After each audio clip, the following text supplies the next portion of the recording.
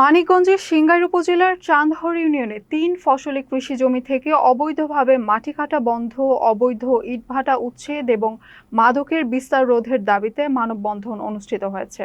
মঙ্গলবার সকালে চান্দহর ইউনিয়নের সর্বস্তরের জনগণের ব্যানারে আয়োজিত এই কর্মসূচিতে বিভিন্ন শ্রেণী পেশার শতাধিক মানুষ অংশ নেন। বক্তারা অভিযোগ করেন, দীর্ঘদিন ধরে এলাকার কিছু অসাধু ব্যক্তি ৩ ফসলি জমি থেকে মাটি কেটে বিক্রি করছেন, যার ফলে উর্বরতা নষ্ট হচ্ছে এবং কৃষি উৎপাদনে হুমকি তৈরি হয়েছে। এছাড়া অবৈধ ইটভাটাগুলো থেকে পরিবেশ দূষণ ও জনস্বাস্থ্যের জন্য মারাত্মক ক্ষতি হচ্ছে। মানববন্ধনে স্থানীয় গণ্যমান্য ব্যক্তি আবু আম্মার লিটল দেওয়ান, ইসমাইল হোসেন, মশিউর রহমান দুলাল ও আতিকুর রহমান হেলাল বক্তব্য রাখেন। তারা বলেন, মাদকের বিস্তার ভয়ঙ্কর রূপ নিয়েছে। তরুণ সমাজকে বাঁচাতে প্রশাসনকে আরও সক্রিয় হতে হবে। এলাকাবাসী দ্রুত কার্যকর পদক্ষেপ না নিলে বৃহত্তর আন্দোলনের হুঁশিয়ারি দেন।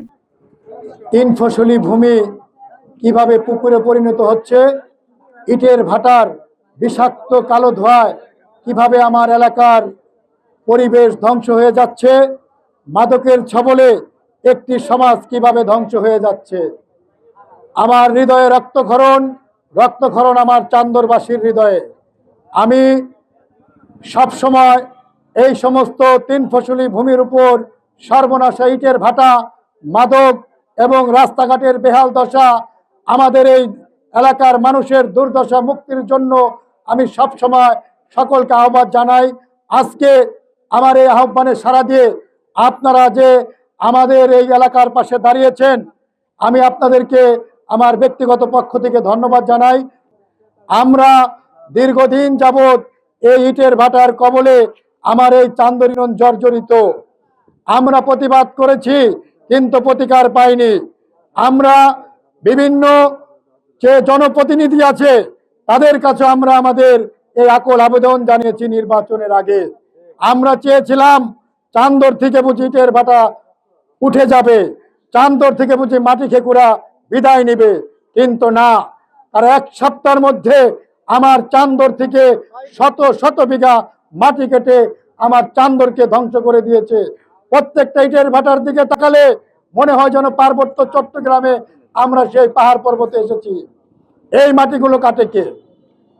এই প্রশ্ন আমার চান্দরবাসীর কাছে, এই প্রশ্ন আমার জনপ্রতিনিধির কাছে। আমরা আপনাকে জনপ্রতিনিধি করেছি জনগণের অধিকার আদায়ের জন্য।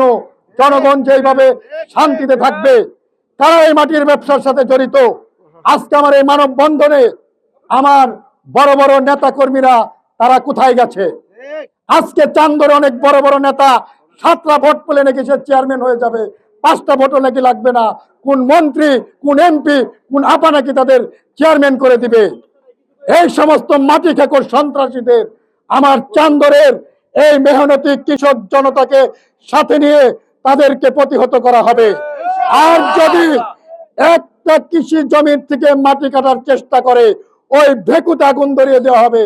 সন্ধ্যার পরে যদি একটা মাটি কাটার গাড়ি চান্দর ইউনিয়নের রাস্তাঘাটে দেখা যায়, আমরা সেই মাটি কাটার গাড়ি আগুন দিয়ে জ্বালিয়ে দিব।